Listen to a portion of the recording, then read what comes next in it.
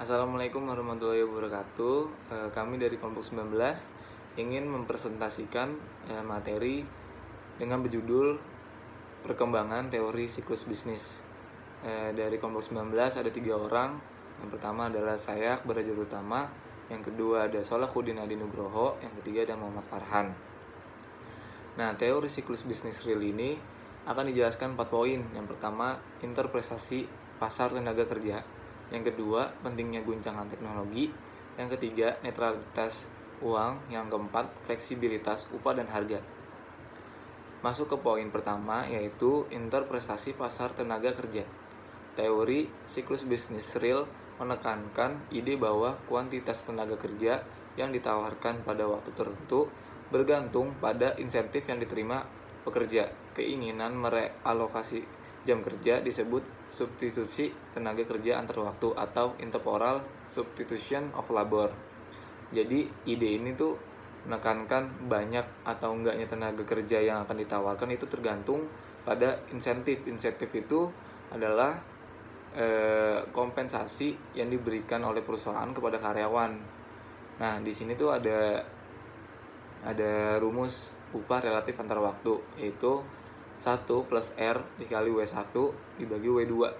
R itu tingkat suku bunga real. Nah, W1 itu upah real pada periode pertama. W2 itu upah real pada periode kedua. Menurut teori siklus bisnis real, semua pekerja melakukan analisis biaya manfaat ini ketika memutuskan apakah akan bekerja atau bersantai di waktu senggang. Jika upah tinggi atau jika tingkat bunga tinggi, itu adalah waktu yang baik untuk bekerja. Jika upah atau tingkat bunga rendah, maka itu adalah waktu yang baik untuk menikmati waktu senggang. Pada poin pertama ini, ada yang mendukung dan tidak mendukung teori tersebut. Kritik dari teori ini yaitu fluktuasi kesempatan kerja tidak merefleksikan perubahan jumlah orang yang ingin bekerja. Kesempatan kerja yang diinginkan tidak sensitif terhadap upah real dan tingkat bunga real. Pengangguran berfluktuasi selama siklus bisnis. Pengangguran tinggi selama resesi menyatakan bahwa pasar tidak jelas dan upah tak menyimbangkan permintaan dan penawaran tenaga kerja. Jadi yang mengkritik ini tuh menjelaskan kalau naik turunnya kesempatan kerja itu nggak dipengaruhi oleh upah real dan tingkat bunga real. Nah, sedangkan yang mendukung teori ini menjelaskan statistik pengangguran sulit diinterpretasi hanya karena tingkat pengangguran tinggi tak berarti substitusi tenaga kerja antar waktu tidak penting. Pentingnya guncangan teknologi, teori siklus bisnis real mengasumsikan perekonomian kita mengalami fluktuasi teknologi yang menentukan kemampuan kita mengubah input atau modal dan tenaga kerja menjadi output atau barang dan jasa, dan bahwa fluktuasi teknologi ini menyebabkan fluktuasi output dan kesempatan kerja. Kritikus teori siklus bisnis real mengatakan skeptis bahwa perekonomian mengalami guncangan teknologi besar dan menyatakan bahwa perbaikan teknologi terjadi bertahap. Percaya kemunduran teknologi itu tidak masuk akal.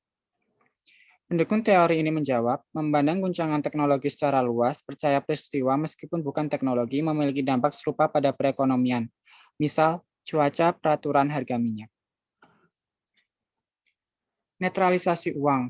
Teori siklus bisnis real berasumsi bahwa uang itu netral, bahkan dalam jangka panjang. Yakni, uang diasumsikan tidak mempengaruhi variabel real seperti output dan kesempatan kerja. Pengkritik berpendapat bukti tidak mendukung netralitas moneter jangka pendek. Mereka menunjukkan bahwa penurunan pertumbuhan uang dan inflasi hampir selalu dikaitkan dengan periode pengangguran tinggi.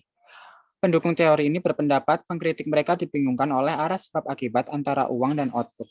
Mereka mengklaim jumlah uang beredar adalah endogen. Fluktuasi output dapat menyebabkan fluktuasi jumlah uang beredar.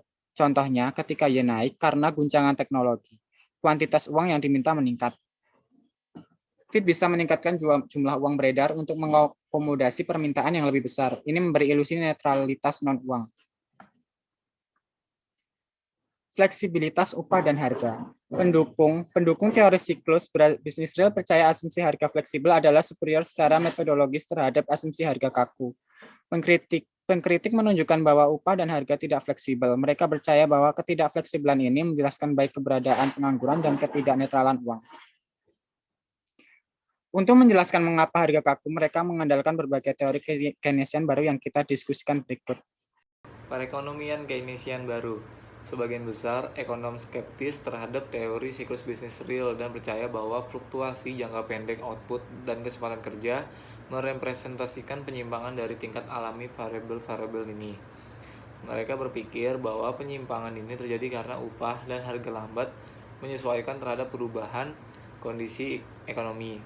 Kekakuan ini membuat kurva penawaran agregat jangka pendek miring ke atas, bukannya vertikal. Hasilnya, fluktuasi permintaan agregat menyebabkan fluktuasi jangka pendek pada output dan kesempatan kerja. Kecilnya biaya menu dan eksternalitas permintaan agregat. Salah satu alasan harga tidak segera menyesuaikan dalam jangka pendek adalah adanya biaya penyesuaian harga. Untuk mengubah harga, perusahaan mungkin perlu mengirim daftar harga baru pada konsumen. Biaya penyesuaian harga ini disebut biaya menu atau menu cost. Ketika perusahaan mengurangi harganya, ia mengurangi secara marginal tingkat harga keseluruhan, menaikkan keseimbangan real. Dampak makroekonomi dari suatu penyesuaian harga perusahaan pada permintaan akan produk perusahaan lain disebut eksternalitas permintaan agregat atau agregat demand externality. Resesi sebagai kegagalan koordinasi. Sebagian ekonomi Keynesian baru menyatakan resesi berasal dari kegagalan koordinasi di antara pembuat keputusan. Kegagalan koordinasi dapat muncul dalam penetapan upah dan harga, karena yang menetapkan harga harus mengantisipasi tindakan membuat upah dan harga yang lain. Moral dari cerita ini adalah harga bisa kaku karena orang yang mengharapkan demikian, meskipun tak ada yang menginginkannya. Pengejutan upah dan harga. Tidak semua orang dalam perekonomian menetapkan upah dan harga baru di waktu yang sama, melainkan penyesuaian upah dan harga sepanjang perekonomian dikejutkan. Pengejutan memperlambat proses koordinasi dan penyesuaian harga. Pengejutan membuat tingkat upah dan harga penyesuaian bertahap, meskipun upah dan harga individual berubah banyak. Sekian, terima kasih.